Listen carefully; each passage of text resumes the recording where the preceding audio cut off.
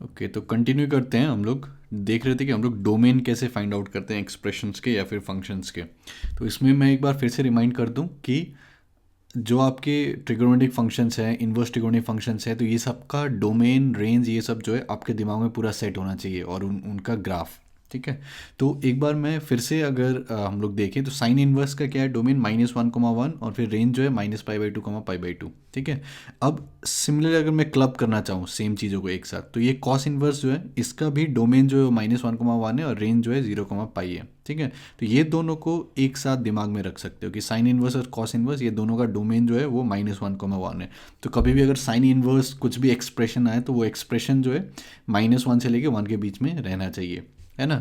फिर similarly cosec inverse जो है उसका डोमेन क्या हो गया कि पूरा set of real numbers are -1, 1 open interval, मतलब -1 और 1 को इंक्लूड करके, बाकी ये बीच में जितना भी आता है वो सारे को छोड़ के। ठीक है। तो कोसेक इनवर्स और ये जो सेक इनवर्स है, इनको एक साथ सोच सकते हो, है ना, कि सेक इनवर्स भी R -1, 1। तो कहीं पर भी कोसेक इनवर्स कुछ एक्सप्रेशन आया तो वो एक्सप्रेशन जो है या तो -1 के इक्वल या फिर उससे छोटा, या फिर 1 के इक्वल या फिर उससे बड़ा होना चाहिए। ठीक है। और फिर ये जो टैन इनवर्स और कॉट इनवर्स है, ये दोनों का डोमेन R है ना। तो टैन इनवर्स कोई भी एक्सप्रेशन अगर आएगा तो वो एक्सप्रेशन जो है कोई भी रियल नंबर आपका मतलब वैल्यू ले सकता है। ठीक है। तो इस टाइप से जो है फंक्शंस को एक साथ क्लब करके जो है हम लोग अलग अलग टाइप जो है वो देख सकते हैं। ठीक है। तो अभी तक हम लोगों ने ये दोनों का देखा है। साइन इनवर्स अगर कोई भी एक्सप्रेशन है तो वो एक्सप्रेशन जो है -1 से लेकर 1 के बीच में लाई करना चाहिए, क्लोज इंटरवल। और कॉस इनवर्स कोई एक्सप्रेशन है तो वो भी -1 से 1 क्लोज इंटरवल में लाई करना चाहिए। ठीक है। अब इसी के साथ जो है हम लोग और आगे बढ़ते हैं। तो मान लो कि हमारे पास कुछ इस टाइप का है, कोसेक इनवर्स कोई भी एक्सप्रेशन है और फिर सेक इनवर्स कोई भी एक्सप्रेशन है ना। तो कोसेक इनवर्स एक्स का हम लोगों ने क्या बोला था कि एक्स जो है या तो -1 के इक्वल या फिर उससे छोटा, या फिर 1 के इक्वल या फिर उससे बड़ा, है ना। मतलब कि ये जो रेंज है हम लोगों का, मतलब डोमेन जो है इसका, तो कोई भी अगर कोसेक इनवर्स ई हम लोग लिख रहे हैं तो वो क्या होगा कि आपका -∞ से लेके -1, है ना, या फिर 1 से लेके इन्फिनिटी। ठीक है। तो ये आपका एक्सप्रेशन जो है वो इस इंटरवल में लाई करना चाहिए। ठीक है। या फिर सेक इनवर्स अगर कोई भी एक्सप्रेशन है तो फिर वो एक्सप्रेशन जो है वो उसके लिए भी यही सेम चीज़ आएगा। ठीक है। तो ये दिमाग में रख सकते हो। अब इसके बाद जो है बाकी और जो फंक्शन थे, जैसे टैन इनवर्स हो गया, है ना। टैन इनवर्स का डोमेन हमने क्या बोला, टैन इनवर्स एक्स का, कि एक्स जो है पूरा रियल नंबर आर हो सकता है। तो अगर मेरे पास टैन इनवर्स कोई भी एक्सप्रेशन ई है तो वो ई जो है कोई भी रियल नंबर आर हो सकता है ना। फिर अगर कॉट इनवर्स ई है तो इसका भी डोमेन क्या होता है, कॉट इनवर्स का पूरा set of real numbers are, तो ये एक्सप्रेशन जो है वो पूरा set of real numbers are. ठीक है। वो हम लोग कर सकते हैं। फिर अगर साइन ई है ना, साइन ऑफ कोई भी एक्सप्रेशन, ई मतलब कोई भी एक एक्सप्रेशन। ठीक है। तो जैसे साइन ऑफ x-2 मान लो, है ना। तो साइन ऑफ अगर x है ना, तो उसका डोमेन क्या होता है साइन फंक्शन का, तो वो तो पूरा set of real number are है। तो ये जो आपका ई है, एक्सप्रेशन है, ये पूरा set of real numbers are को बिलोंग कर सकता है ना। ये कॉस ई है तो फिर से ये ई जो है set of real numbers are. ठीक है। तो ये सारे फंक्शंस को जो है एक साथ रख सकते हैं हम लोग। फिर सिमिलरली e⁻x जो होता था एक्सपोनेंशियल फंक्शन, है ना, तो उसका ग्राफ कैसे बनता है, उसका ग्राफ कुछ इस टाइप का रहता था, है ना, कि पूरा set of real numbers are के लिए डिफाइंड होता था, तो इसका भी डोमेन आर होता था। तो यहाँ पर भी ये जो एक्सप्रेशन है ये set of real numbers are हो सकता है। ये सारे का एग्जांपल हम लोग आगे देखेंगे। फिर एक्सपोनेंशियल में ये e⁻e है ना, तो यहाँ पर भी जो ई है ये हमारा पूरा set of real number are हो सकता है। फिर मॉड्यूलस, है ना, तो मॉड्यूलस का कैसा रहता था, तो मॉड्यूलस का जैसे मॉड एक्स अगर बोलोगे तो इसको स्ट्रेट लाइन समझना, है ना। तो ये कुछ इस टाइप से रहता है। तो यहाँ पर भी डोमेन पूरा set of real number are. ठीक है। तो एक्सप्रेशन कोई भी रियल नंबर आर ले सकता है।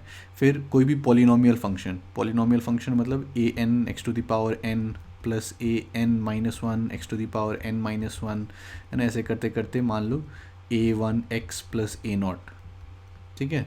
तो इस टाइप का जो भी हमारा फंक्शंस हैं, ठीक है, जिसमें ये a1 a0 a1 ये an-1 an ये सब जो है रियल कॉन्स्टेंट्स है ना।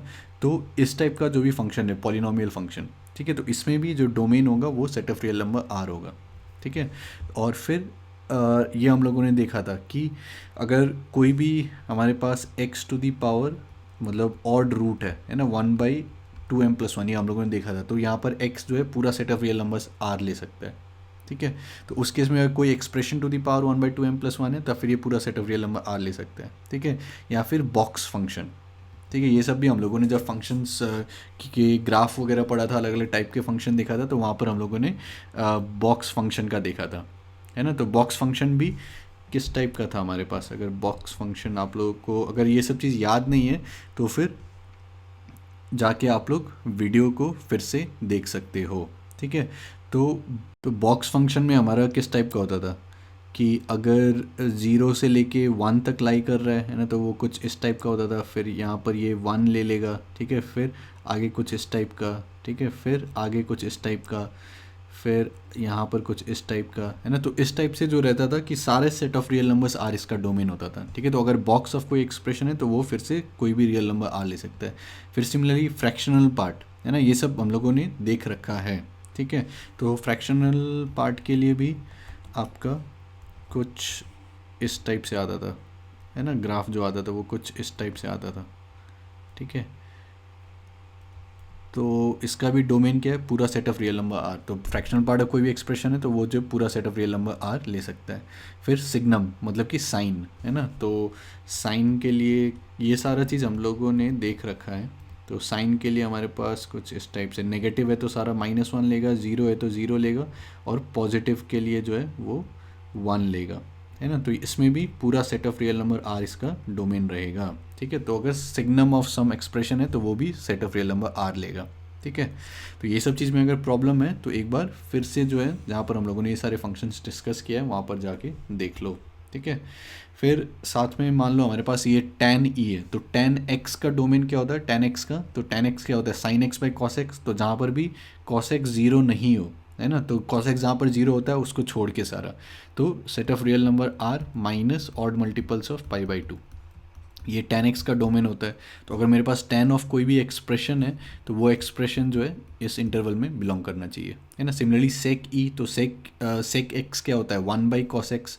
तो उसका भी डोमेन वही रहता है कि set of real number r minus odd multiple of π/2, ठीक है। तो sec ऑफ कोई भी एक्सप्रेशन लिखा हुआ है तो वो इस इंटरवल में बिलोंग करना चाहिए, ठीक है। फिर cot e, तो cot e क्या होता है, cos e by sine e, या फिर cot x क्या होता है, cos x by sine x।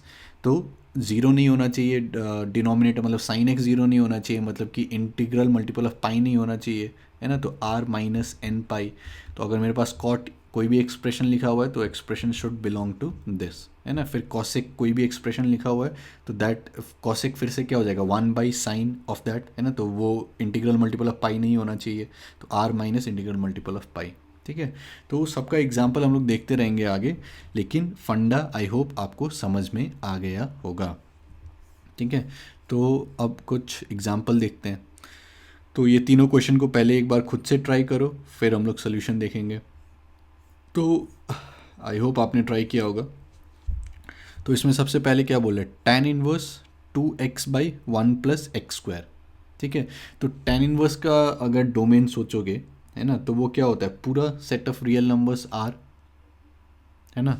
तो इसका मतलब क्या है कि अगर मेरा ये जो भी यहाँ पर एक्सप्रेशन लिखा हुआ है ये अगर खुद डिफाइंड हो, है ना, तो इसका जो भी डोमेन होगा tan इनवर्स का भी डोमेन वही होगा, है ना। क्योंकि ये तो पूरा set of real numbers are, मतलब यहाँ पर हम लोग रियल फंक्शन ही ले रहे हैं, है ना। तो ये जो भी वैल्यू आएगा ये सेट ऑफ रियल नंबर्स ही आएगा या फिर उसका कोई सबसेट आएगा, ठीक है।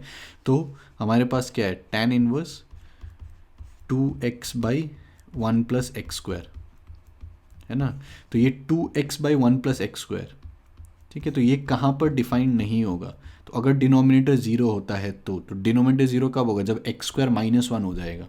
लेकिन हम लोग सेट ऑफ रियल नंबर्स के साथ ही काम कर रहे हैं, है ना, real functions, real valued function. तो x² तो -1 कभी हो नहीं सकता है। तो इसके लिए डोमेन क्या आएगा, ये एक्सप्रेशन के लिए डोमेन पूरा set of real number r होगा, है ना। अब जो भी ये वैल्यू लेगा ये तो आपका रियल नंबर्स में ही वैल्यू लेगा, है ना, या फिर सेट ऑफ रियल नंबर्स का ही, मतलब उसी का रियल नंबर्स का ही कोई सबसेट होगा इसका जो भी वैल्यूज़ लेगा। तो वो सारे वैल्यूज़ के लिए tan इनवर्स तो डिफाइंड रहेगा, है ना, क्योंकि tan इनवर्स का डोमेन क्या है, पूरा set of real numbers are. तो इसका मतलब क्या है कि ये जो भी एक्सप्रेशन लिखा हुआ है इसका डोमेन क्या हो जाएगा, पूरा set of real number are, ठीक है। काफ़ी सिंपल एंड स्ट्रेट फॉरवर्ड है, ठीक है। अब मान लो कि इसका हमें देखना है sine inverse x minus three और फिर divided by square root of 9 minus x square. तो इसको कैसे देखना स्टार्ट करें, तो कहीं से भी स्टार्ट कर सकते हैं, तो डिनोमिनेटर से ही स्टार्ट करते हैं। तो डिनोमिनेटर में सबसे पहले क्या है, ये 9 माइनस एक्स स्क्वायर, ठीक है, तो ये तो डिफाइन रहेगा हमेशा, है ना, मतलब 9 माइनस एक्स स्क्वायर, ठीक है, तो ये तो हमेशा डिफाइन रहेगा, इसमें कोई दिक्कत नहीं है। अब इसमें क्या है, square root of 9 minus x square, ठीक है, तो अगर मेरे पास बस ये रहता square root of 9 minus x square, तो ये कब डिफाइंड होगा, तो यहाँ पर इवन रूट है ना, तो 9 माइनस एक्स स्क्वायर जो है या तो ग्रेटर देन या तो इक्वल टू जीरो होना चाहिए, है ना, 9 minus x square should be greater than equal to zero.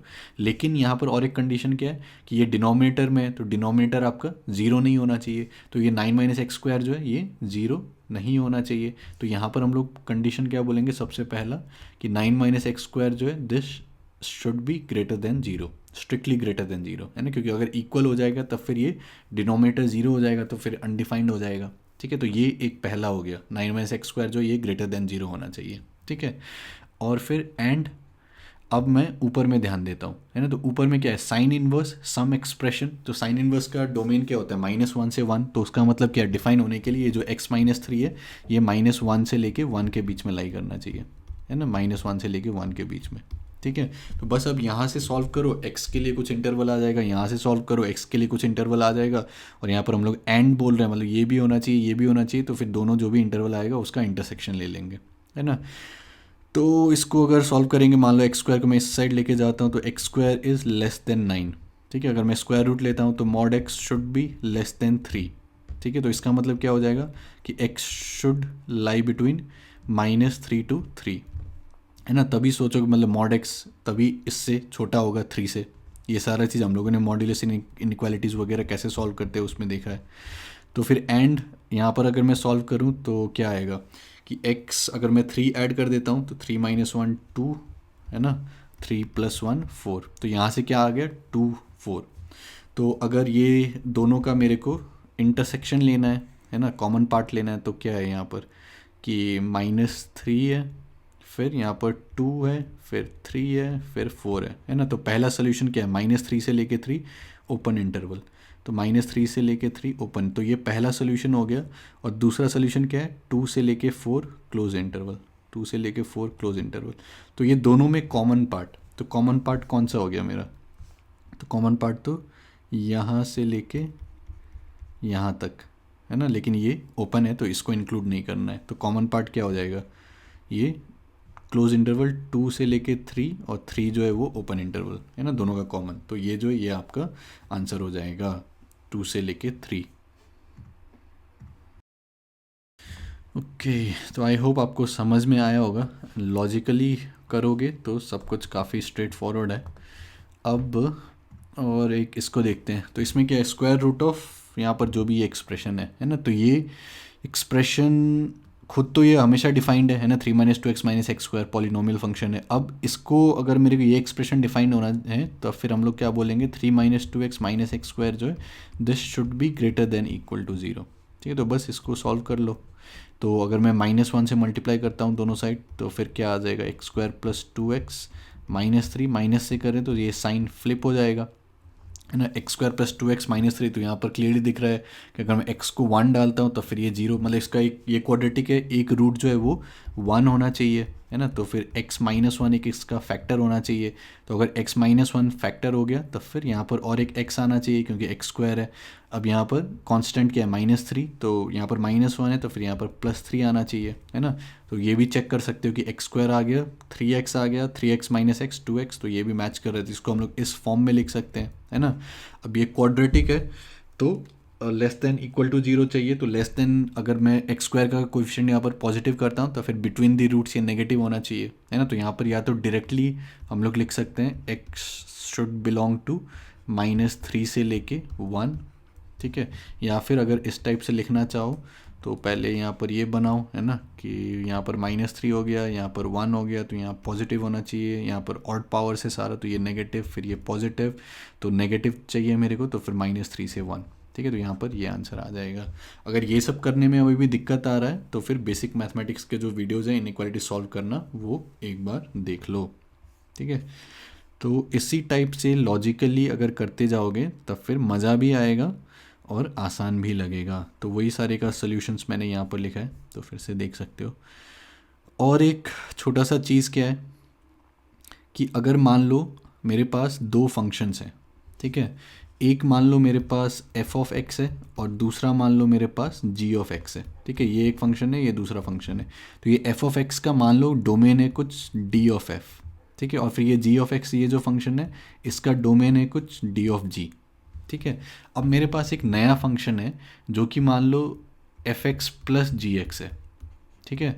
तो इस केस में डोमेन क्या होगा कि जो भी दोनों का डोमेन, मतलब दोनों का इंटरसेक्टिंग पार्ट जो होगा, मतलब कि D F intersection D G.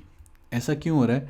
क्योंकि अगर मैं कुछ ऐसा ले लेता हूँ जो कि, जैसे अगर मैं D F intersection D G लेता हूँ, तो इसका मतलब क्या होगा कि मैं जो भी एक्स का वैल्यू डालूंगा तो उसके करस्पॉन्डिंग एफ एक्स में भी कुछ आउटपुट आएगा, जी एक्स में भी कुछ आउटपुट आएगा, है ना। तो वो दोनों को जोड़ के हम लोग फाइनल आउटपुट बोल सकते हैं। या फिर अगर मैं लेकिन अगर मैं डी एफ से बाहर कुछ लेता हूँ मान लो, ठीक है, कि कुछ ऐसा पार्ट है जो कि डी जी में है, जी का डोमेन में, और एफ का डोमेन में नहीं है, तो वो अगर एक्स में लेता हूँ तब फिर यहाँ पर क्या आएगा, एफ, तो एफ में अगर डालेंगे तब फिर क्या आ जाएगा, अनडिफाइंड आ जाएगा, है ना। तो ये कॉमन सेंस से ही बोल सकते हो कि अगर दो फंक्शन के साथ डील कर रहे हैं तो ऑब्वियसली दोनों फंक्शन जहाँ पर कुछ आउटपुट प्रोड्यूस कर रहा होगा, है ना, तो वो वही जो रहेगा वो हमारा फाइनल डोमेन रहेगा, ठीक है। तो अगर इस टाइप से दो फंक्शन को ऐड कर रहे हैं या फिर सब्ट्रैक्ट कर रहे हैं तो फिर दोनों का इंटरसेक्शन लेना पड़ेगा, या फिर दोनों को अगर मैं फिर से मल्टीप्लाई अगर कर देता हूँ तो इस केस में भी क्या होगा कि दोनों का जो डोमेन है उस दोनों का इंटरसेक्शन लेना पड़ेगा। अगर मैं डिवाइड करता हूँ तब फिर इसमें क्या हो जाएगा कि ये तो करना ही पड़ेगा कि दोनों का इंटरसेक्शन लेना पड़ेगा, मतलब दोनों के लिए जो भी कॉमन है, लेकिन साथ में फिर हम लोग को और क्या ध्यान रखना पड़ेगा कि ये जो डिनोमिनेटर है वो जीरो नहीं होना चाहिए, है ना। तो ये जी एक्स जो भी वैल्यूज़ के लिए जीरो हो रहे हैं उसको जो है हम लोग को एलिमिनेट करना पड़ेगा, ठीक है। तो इसी को जो है मैंने यहाँ पर लिखा है। तो इसको समझते हुए जो है ये एग्ज़ाम्पल्स ट्राई करो खुद से, ठीक है, ये चारों एग्जाम्पल्स ट्राई करो खुद से, ठीक है, फिर हम लोग सोल्यूशन देखते हैं। तो आई होप आप लोगों ने ट्राई किया होगा। तो सबसे ये पहला क्वेश्चन का देखते हैं। तो इसमें क्या है, square root of x minus three, ये एक एक्सप्रेशन है या फिर फंक्शन है, multiplied by square root of x plus three, ठीक है। तो इसका डोमेन क्या है, यहाँ पर क्या होना चाहिए, x minus three should be greater than equal to zero, है ना। तो x should be greater than equal to three this, और फिर इसका क्या है, x plus three should be greater than equal to zero, या फिर x should be greater than equal to minus three, है ना। तो ये भी होना चाहिए, ये भी होना चाहिए, मतलब कि एंड, तो ये दोनों का इंटरसेक्शन लेना है, ठीक है। तो यहाँ पर क्या बोल रहा है, एक्स माइनस थ्री से बड़ा होना चाहिए या फिर इक्वल होना चाहिए, और यहाँ पर क्या बोल रहा है, थ्री से। तो ऑब्वियसली दोनों का इंटरसेक्शन लेंगे तो क्या आ जाएगा, ये x is greater than equal to three. अगर ये समझ में नहीं आया तो फिर इस टाइप से देख सकते हो कि ये माइनस थ्री है, ये थ्री है ना। तो ये वाला क्या बोल रहा है, greater than equal to three, मतलब कि यहाँ से लेके यहाँ तक, ठीक है। ये एक सोल्यूशन हो गया। दूसरा सोल्यूशन क्या बोल रहा है, यहाँ से लेके यहाँ तक, तो ये दोनों का कॉमन पार्ट क्या हो गया, थ्री से लेके इन्फिनिटी, है ना। तो ये यहाँ पर डोमेन क्या आ जाएगा, x is greater than equal to three, ठीक है। अब ये इसके बाद ये एग्जाम्पल यहाँ पर क्यों दिखाया गया है, क्योंकि बहुत सारे बच्चे यहाँ पर क्या सोचेंगे, स्क्वायर रूट ऑफ ये लिखा है, ये लिखा है, तो अगर मैं दोनों को क्या लिख सकता हूँ, square root of x square minus nine, तो दोनों सेम ही चीज़ होना चाहिए, है ना, लेकिन दोनों डिफरेंट चीज़ है, ठीक है। अगर मैं square root of x square minus nine बोलता हूँ, अगर इसका डोमेन हम लोग को निकालना है तो इसका डोमेन क्या होगा, x square minus nine should be greater than equal to zero, या फिर x square should be greater than equal to nine, या फिर mod x should be greater than equal to three. तो अगर मॉड एक्स थ्री से बड़ा चाहिए तो फिर क्या होगा, एक्स या तो माइनस थ्री के इक्वल या फिर उससे छोटा होना चाहिए, x is less than equal to minus three, और, है ना, या फिर यूनियन लिख सकते हो, जो भी, x is less than equal to minus three और x is greater than equal to three, ठीक है। तो इस केस में जो है डोमेन आपके पास ये आ जाएगा, और ये वाला जो केस था डोमेन आपके पास ये आ जाएगा, है ना। तो ये दोनों इक्विवेलेंट चीज़ नहीं है कि square root of x minus three into square root of x plus three is equal to square root of x square minus nine. वो बस ये डोमेन में होगा अगर एक्स जो है greater than equal to three है, ठीक है, तब हम लोग लिख सकते हैं, ठीक है। तो ये डिफरेंस वगैरह जो है इसको ध्यान में रखना और सेफ साइड में रहना है हमेशा। तो फिर जिस फॉर्म में दिया हुआ है क्वेश्चन में उसी फॉर्म में जो है डोमेन को फाइंड आउट करो। तो अगर मान लो क्वेश्चन में ये दिया गया है कि x into one by x, ये फंक्शन का डोमेन फाइंड आउट करो, तो यहाँ पर बहुत सारे लोग क्या सोचेंगे कि x और x को कैंसिल कर दिया तो ये 1 हो गया, तो फिर डोमेन जो है सारा set of real number r हो गया, है ना। लेकिन अगर x 0 होता है तब तो फिर ये वाला टर्म डिफाइंड ही नहीं होगा, ठीक है। तो इसका डोमेन क्या हो जाएगा, set of real number r minus 0, है ना, 0 को छोड़ के, ठीक है। तो इसका मतलब कहीं पर ये नहीं, मतलब x into one by x अगर मैं 1 लिख देता हूँ, ठीक है, तो साथ में मेरे को ये भी मेंशन करना पड़ेगा कि x is not equal to 0, ठीक है।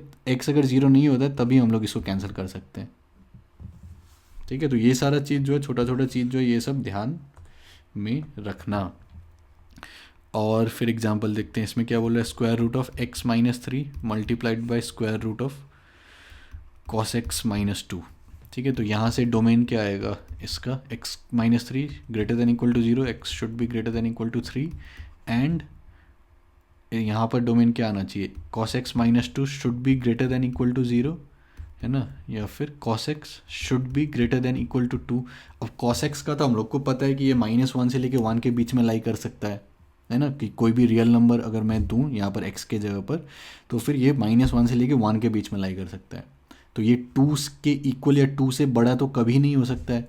तो इसका आंसर क्या आएगा यहाँ से कि x belongs to empty set, है ना, कि कोई भी x के लिए ये चीज़ सेटिस्फाई नहीं होगा। तो हम लोग को इंटरसेक्शन किसका लेना है, x is greater than equal to 3 and x is null, ठीक है। तो ये दोनों का अगर इंटरसेक्शन लेंगे तो क्या आएगा, x belongs to empty set आएगा, है ना, क्योंकि कोई भी x ऐसा नहीं है जिसके लिए जो है ये वाला चीज़ सेटिस्फाई, मतलब ये वाला चीज़ कुछ भी मेरे को वैल्यू दे, है ना। तो ये अगर एक एक्सप्रेशन जो इसमें ऐसा आ गया कि जिसका डोमेन नल सेट है, तो उसका मतलब ऑटोमेटिकली ये जो पूरा जो भी एक्सप्रेशन लिखा हुआ है तो उसका डोमेन क्या आना चाहिए, नल सेट ही आना चाहिए, है ना, क्योंकि कोई भी ऐसा एक्स नहीं होगा जिसको कि मैं यहाँ पर डाल दूँ और कुछ वैल्यू आ जाए, ठीक है। तो कहीं पर अगर एक्सप्रेशन में ऐसा आ जाए, है ना, जहाँ पर कि वो उसका डोमेन जो है वो नल आ जाए, है ना, नल सेट आ जाए, तब फिर उसका मतलब क्या हो जाए कि जो भी एक्सप्रेशन है उसका डोमेन जो है वो मेरा एम्प्टी सेट होना चाहिए, ठीक है। लेकिन इसका मतलब ये नहीं है कि अगर मैं ये क्वेश्चन देखूं जिसमें square root of x minus 3 cos x minus 2 लिखा हुआ है ना, स्क्वायर रूट के अंदर, तो इस केस में क्या हो जाएगा कि आपका x minus 3 times cos x minus 2 this should be greater than equal to 0, ठीक है। तो यहाँ पर मैं क्या सोच सकता हूँ कि x माइनस 3 है, अगर मैं माइनस से मल्टीप्लाई करता हूँ वो अभी समझ में आ जाएगा क्यों कर रहा हूँ, 2 माइनस कॉस एक्स, है ना, तो this is less than equal to 0। अब ये 2 माइनस कॉस एक्स के बारे में अगर सोचोगे तो कॉस एक्स तो जो है वो 2 से तो हमेशा छोटा ही रहेगा, मैक्सिमम वो 1 तक जा सकता है। तो उसका मतलब क्या है कि ये वाला टर्म जो है मेरा 2 माइनस कॉस एक्स, ये तो हमेशा पॉजिटिव ही रहेगा, ठीक है। तो अगर पॉजिटिव ही रहेगा हमेशा, हमें पता है, तो फिर मैं दोनों साइड उससे डिवाइड कर सकता हूँ 2 माइनस कॉस एक्स से। तो हम लोग क्या लिख सकते हैं कि x minus 3 should be less than equal to 0। ये समझ में आया आर्ग्यूमेंट कि 2 माइनस कॉस है, मतलब ये वाला चीज़ जो है ये तो हमेशा पॉजिटिव ही रहेगा। तो अगर मेरे को ये पूरा एक्सप्रेशन चाहिए कि this should be less than equal to 0, तो उसका मतलब क्या है कि ये जो x माइनस 3 है this should be less then या फिर इक्वल टू 0। तो यहाँ से डोमेन क्या आ जाएगा, x is less than equal to 3, ठीक है। तो बहुत इसमें ज़मीन आसमान का डिफरेंस है ये दोनों क्वेश्चन में। तो ये मत समझना कि स्क्वायर रूट एक्स माइनस 3 है, square root cos x minus 2 है, तो दोनों को मल्टीप्लाई करके इस टाइप से लिख दिए, है ना। तो ये सारी चीज़ को जो है, छोटा छोटा चीज़ को जो है इसको ध्यान में रखो, ठीक है। तो इसी चीज़ का सल्यूशन मैंने यहाँ पर लिखा है, ठीक है। नेक्स्ट जो है हमारे पास composite function, domain of composite function. तो कॉम्पोजिट फंक्शन का अभी कैसे सोच सकते हो कि जैसे मान लो मेरे पास एक ये फंक्शन है e to the power x, ठीक है, और दूसरा फंक्शन है, मतलब f(x) मैंने बोल दिया e to the power x, और दूसरा फंक्शन है gx cos x, ठीक है, gx is equal to cos x। तो अगर मैं f ऑफ gx करता हूँ, ठीक है, तो इसका मतलब क्या हो जाएगा, e to the power gx या फिर e to the power cos x। तो इस टाइप से जो भी ये फंक्शन बन रहा है इसको हम लोग कॉम्पोजिट फंक्शन बोल रहे हैं, है ना, कि दो फंक्शन मिल के बन रहा है। तो e to the power x था ओरिजिनल फंक्शन, दूसरा एक फंक्शन था कॉस एक्स, तो एफ ऑफ जी एक्स अगर हम लोग ले रहे हैं तब फिर e to the power cos x हो गया ये। तो इस टाइप का जो भी फंक्शन रहेगा इसका हम लोग डोमेन कैसे निकालते हैं, ठीक है। तो इसमें हमेशा या फिर ज़्यादा टाइम क्या सोच सकते हो कि हमेशा बाहर से अंदर आना है। तो उसका मतलब क्या है कि मान लो एग्जाम्पल के थ्रू ही समझते हैं। तो e to the power cos x, ठीक है, मान लो इसका डोमेन मेरे को चाहिए। तो सबसे पहले क्या सोचो कि ई टू दी पावर जो भी लिखा हुआ है तो उसका मतलब जो भी ये जो लिखा हुआ है तो वो कहाँ पर लाई करना चाहिए। तो e to the power x अगर सोचोगे तो उसके लिए तो डोमेन पूरा set of real numbers R होता है ना। तो उसका मतलब क्या है कि ये कॉस एक्स जो है पूरा set of real numbers R value ले सकता है ना। तो कॉस एक्स और लेता क्या, ये तो -1 से लेके 1 के बीच में रहता है तो कोई दिक्कत नहीं है। और कॉस एक्स के लिए एक्स क्या, एक्स तो पूरा set of real numbers are हो सकता है तो इसमें कोई भी दिक्कत नहीं है ना। तो इसका डोमेन क्या आ जाएगा, x belongs to set of real number are, ठीक है।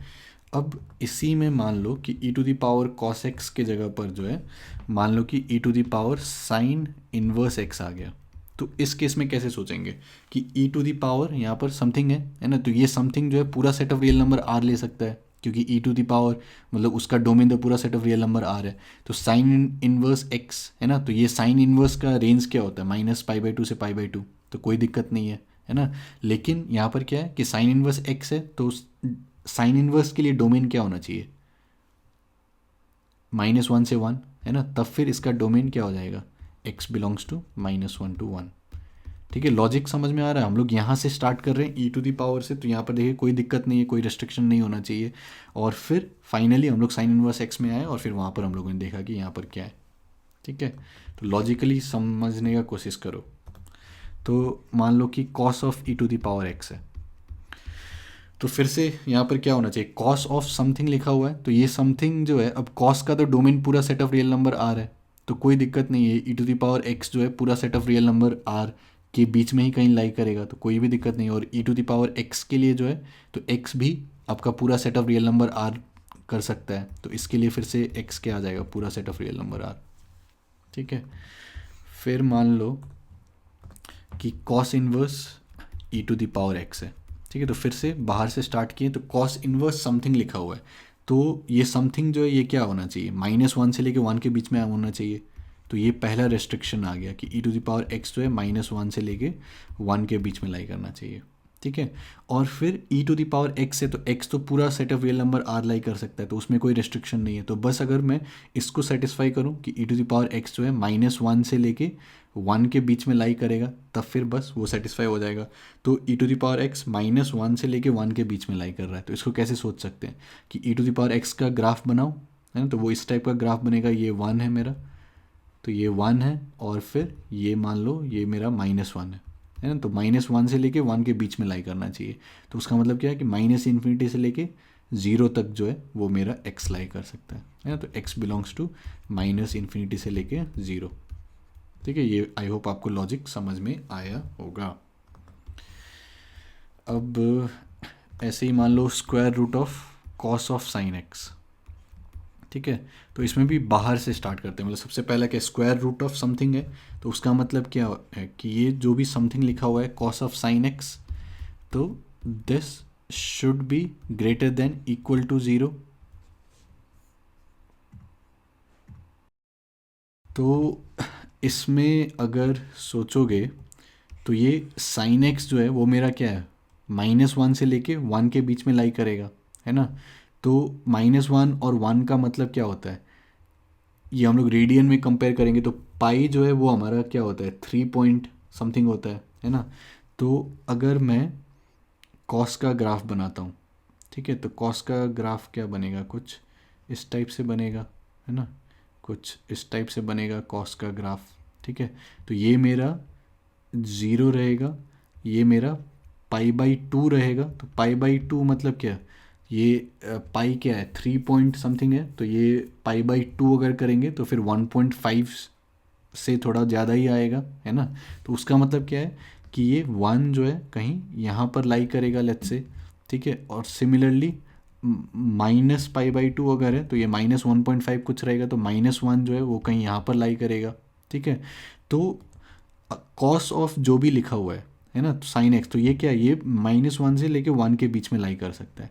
तो इसका मतलब ये यहाँ से लेके यहाँ तक लाई कर सकता है। तो यहाँ पर तो क्या है, कॉस है, कॉस ऑफ जो भी हम लोग बोल रहे हैं, तो वो तो कॉस मतलब साइन एक्स जो भी वैल्यू ले, है ना, -1 से लेके 1 के बीच में, तो कॉस ऑफ दैट वैल्यू वो तो हमेशा 0 से ज़्यादा ही रहेगा, है ना। तो अगर ये चीज़ डिफाइंड है मेरा, तब फिर cos of that is always greater than equal to 0। ठीक है, तो ये तो डिफाइंड क्या होगा, ये तो कोई भी रियल नंबर के लिए डिफाइंड रहता है ना। तो यहाँ से डोमेन क्या आ जाएगा, पूरा set of real number are. ठीक है, अगर लॉजिक समझ में नहीं आया तो एक बार फिर से सुन लो कि square root of cos of sine x है ना, तो cos of sine x should be greater than equal to 0। अब मैं ये बोल रहा हूँ कि कॉस ऑफ समथिंग है ना, तो ये समथिंग क्या है, साइन एक्स है। तो ये साइन एक्स क्या है, -1 से लेके 1 के बीच में लाई कर सकता है। तो -1 से लेके 1 के बीच में अगर जो भी ये कॉस का ये आर्ग्यूमेंट लाई कर रहा है, तो कॉस ऑफ दैट थिंग वो तो हमेशा 0 से ज़्यादा ही रहेगा, है ना, ग्राफ से हम लोग देख रहे हैं। तो इसका मतलब क्या है कि अगर साइन एक्स मेरा डिफाइंड है, तब फिर कॉस ऑफ दैट थिंग जो है that will always be greater than equal to 0। तो साइन एक्स कहाँ पर डिफाइंड है, तो साइन एक्स तो पूरा set of real number R के लिए डिफाइंड है। तो ये पूरा जो भी फंक्शन है, इसका जो डोमेन है वो set of real number R आ जाएगा। ठीक है, और आगे बढ़ते हैं। नेक्स्ट एक टाइप का जो क्वेश्चन है वो आपको कहीं शायद दिख सकता है, वो है ये इस टाइप का। तो ये NCR का अगर मतलब आपको नहीं पता है अभी तक, तो इसका मतलब क्या होता है, number of ways of selecting r objects out of n distinct objects या फिर n डिफरेंट ऑब्जेक्ट्स। ये जब हम लोग आगे PNC पढ़ेंगे, परम्यूटेशन एंड कॉम्बिनेशन, या फिर अगर आप लोगों ने पढ़ लिया होगा परम्यूटेशन एंड कॉम्बिनेशन या फिर बाइनोमियल थ्योरम, वहाँ पर ये सारा चीज़ देखा होगा। तो इसका मतलब क्या है कि मेरे पास मान लो n डिफरेंट ऑब्जेक्ट्स हैं, कि ये ऑब्जेक्ट 1 हो गया, ये मान लो कि ऑब्जेक्ट 2 हो गया, ठीक है, ये ऑब्जेक्ट 3 हो गया कुछ भी, ये ऑब्जेक्ट 4 हो गया। ठीक है, इस टाइप से बहुत सारे ऑब्जेक्ट्स हैं। ठीक है, n डिस्टिंक्ट ऑब्जेक्ट्स हैं। तो वो n डिस्टिंक्ट ऑब्जेक्ट्स में से जो है मेरे को r डिफरेंट ऑब्जेक्ट्स उठाने हैं। तो वो उठाने के कितने डिफरेंट तरीका हो सकता है। ठीक है, तो वो जो तरीका होता है उसको हम लोग NCR से रिप्रेजेंट करते हैं। तो कभी भी अगर इस टाइप से आए NCR इस फॉर्म में कुछ आए, है ना, कि x-4c 10-x, तो इसका डोमेन क्या होना चाहिए। ठीक है, तो अगर सोचोगे तो यहाँ पर क्या है, हम लोग n डिफरेंट ऑब्जेक्ट्स बोल रहे हैं। ठीक है, तो अगर ऑब्जेक्ट्स बोल रहे हैं तो उसका मतलब क्या होना चाहिए कि n जो है वो इंटीजर में होना चाहिए। ठीक है, कि एक ऑब्जेक्ट है या फिर 2 ऑब्जेक्ट है या फिर 3 ऑब्जेक्ट है या फिर 10 ऑब्जेक्ट्स है, तो n जो है वो मेरा इंटीजर होना चाहिए। ये पहला कंडीशन हो गया। ठीक है, और अगर मैं मेरे पास मान लो 20 ऑब्जेक्ट है, उसमें से मैं 10 ऑब्जेक्ट उठाने बोलूँगा या फिर 15 ऑब्जेक्ट उठाने बोलूँगा। ठीक है, तो ये r जो है वो भी इंटीजर होना चाहिए। ठीक है, फिर उसके बाद n जो है वो मेरा कम से कम एक ऑब्जेक्ट तो होना चाहिए, है ना, तभी मैं बोलूँगा कि एक ऑब्जेक्ट को उठाओ या फिर 2 ऑब्जेक्ट को उठाओ या फिर एक को भी मत उठाओ। तो n जो है कम से कम 1 होना चाहिए, शुड बी ग्रेटर देन और इक्वल टू 1। ठीक है, फिर r जो है वो या तो मैं क्या बोलूँगा, या कोई भी ऑब्जेक्ट मत उठाओ, या फिर कम से कम एक ऑब्जेक्ट उठाओ, या फिर 2 ऑब्जेक्ट उठाओ, या फिर 3, या फिर पूरा का पूरा n ऑब्जेक्ट उठा लो, है ना। तो r जो है that should be greater than equal to 0। ठीक है, अब अगर 10 ऑब्जेक्ट है मेरे पास, तो मैं ये तो नहीं बोल सकता हूँ कि 20 ऑब्जेक्ट उठा लो। ठीक है, तो जितने भी ऑब्जेक्ट्स हैं उससे तो कम ही बोलना पड़ेगा या फिर उतना ही बोलना पड़ेगा। तो उसका मतलब क्या है कि r जो है वो हमेशा n से छोटा या फिर उसके इक्वल होगा। तो ये सारा कंडीशंस जो है वो सेटिस्फाई होना पड़ेगा। तो फिर ये सबको सेटिस्फाई करवा के जो भी लास्ट में रिजल्ट आता है उसको हम लोग ले लेंगे। ठीक है, तो उसी को यहाँ पर मैंने लिखा है। तो एक एग्जांपल देख लेते हैं, उतना सफिशिएंट होना चाहिए। तो मान लो x-4c 10-x, तो इसमें सबसे पहला चीज़ क्या है कि ये x-4 जो है वो आपका इंटीजर होना चाहिए, 10-x जो है वो आपका इंटीजर होना चाहिए। तो अगर x-4 इंटीजर है तो -4 ये तो आपका इंटीजर है, तो उसका मतलब क्या है कि x भी इंटीजर होना चाहिए। अगर 10-x इंटीजर है तो ये 10 तो इंटीजर है, तो x भी इंटीजर होना चाहिए। तो यहाँ से क्या आ गया मेरे पास कि x जो है वो इंटीजर होना चाहिए। ठीक है, फिर इसके बाद क्या है कि यहाँ पर जो भी लिखा हुआ वो कम से कम 1 तो होना ही चाहिए। तो उसका मतलब क्या है कि x-4 जो है that should be greater then और इक्वल टू 1। तो x जो है ग्रेटर देन इक्वल टू 5। ठीक है, ये कंडीशन होना चाहिए। ठीक है, और फिर मेरे पास क्या है कि ये 10 माइनस एक्स है ना, ये या तो ज़ीरो हम लोग बोलेंगे कोई भी ऑब्जेक्ट मत उठाओ या फिर कुछ ऑब्जेक्ट्स उठाओ, है ना। तो 10 minus x should be greater than equal to zero, 10 minus x should be greater than equal to zero, या फिर x should be less than equal to 10, है ना। तो x should be less than equal to 10। तो अगर मैं ये तीनों को कंबाइन कर दूँ कि एक्स जो है 5 से लेके 10 के बीच में लाई करना चाहिए, ये दोनों को कंबाइन करके, और यहाँ से एक्स इंटीजर होना चाहिए। तो एक्स क्या हो सकता है, या तो 5 होगा, या तो 6 होगा, या 7, या 8, या 9, या फिर 10, ठीक है। और एक कंडीशन क्या बच गया कि ये जो भी n है that should be greater than equal to r, मतलब x minus 4 should be greater than equal to 10 minus x. तो 2x should be greater than equal to 14, या फिर x should be greater than equal to 7। तो यहाँ से अगर मैं combine कर दूँ सारा तो क्या आ जाएगा, 7, 8, 9, 10। तो लास्ट में x जो है वो ये वैल्यूज़ ले सकता है, 7, 8, 9, 10, ठीक है। तो एक बार फिर से देख लो ये एग्जाम्पल को, और फिर ये जो भी एक्सप्लेन किया, तो अगर समझ में नहीं आया तो एक बार फिर से देख लो, समझ में आ जाना चाहिए। यहाँ पर बस ये फंडा क्या है कि ये n डिफरेंट ऑब्जेक्ट्स बोल रहे हैं, ठीक है, तो वो इंटीजर में ही होना चाहिए। r डिफरेंट ऑब्जेक्ट्स बोल रहे हैं तो वो इंटीजर में ही होना चाहिए। तो अगर मैं बोल रहा हूँ कि कुछ भी इतने ऑब्जेक्ट्स में से उठाओ, तो कम से कम एक ऑब्जेक्ट तो होना चाहिए वहाँ पर। तो n जो है should be greater than equal to 1। और फिर जितने भी ऑब्जेक्ट्स मैं उठाने बोल रहा हूँ तो उसमें क्या बोलूँगा, या तो किसी को भी मत उठाओ, या फिर एक उठाओ, या फिर दो उठाओ, या फिर जितने n हैं वो सारे के सारे उठा लो। तो r should be greater than equal to 0 and r should be less than equal to n, ठीक है। तो वही सारा कंडीशन को जो है हम लोगों ने यहाँ पर लिखा है, ठीक है। तो ये एक बार खुद से कर लो तो समझ में आ जाना चाहिए, ठीक है। अब इसके बाद जो है जितना प्रैक्टिस करोगे उतना और अच्छा बनते जाओगे, ठीक है। तो लॉजिक इतना ही था। अब इसमें थोड़ा सा और लॉजिक है ना, जहाँ पर कि जो इनइक्वालिटीज़ हम लोग देखते आ रहे हैं, अगर पीरियोडिक फंक्शंस के साथ इनइक्वालिटी आ जाए, मान लो कि sine x should be greater than equal to, जैसे ये वाला जो भी है 1 + 2 साइन एक्स है ना, तो 1 + 2 sign x should be greater then 0, ठीक है। या फिर sign x should be greater then -1/2। तो इस टाइप का अगर कहीं पर आ जाता है, ठीक है, कि पीरियोडिक फंक्शन के साथ इनइक्वालिटीज़ आ जाते हैं, तो वो कैसे सॉल्व करते हैं, तो वो हम लोग सीधा जब ये एग्जांपल्स हम लोग देखेंगे फाइनल कुछ, ठीक है, तो उसी टाइम पर हम लोग वो कॉन्सेप्ट देखेंगे। उससे पहले जो है मेरा सजेशन रहेगा कि ये जितने भी क्वेश्चन हैं यहाँ पर, ये क्वेश्चन 1 से लेके 18 या फिर ये 19 भी बोल सकते हो, टोटल ये 19 क्वेश्चंस जो हैं इसको एक बार खुद से ट्राई करो सॉल्व करने का, ठीक है। तो जितना हम लोगों ने अब तक समझा है लॉजिकली, उसी टाइप से लॉजिकली प्रोसीड करो, और फिर आगे जितना सॉल्व करते जाओगे, जितना प्रैक्टिस करोगे, उतना और इम्प्रूव होते जाओगे, ठीक है। तो अभी के लिए मैं यही कहूँगा कि ये सारे को खुद से सॉल्व करने का ट्राई करो, और फिर आगे जो है हम लोग इसका सोल्यूशन देखेंगे।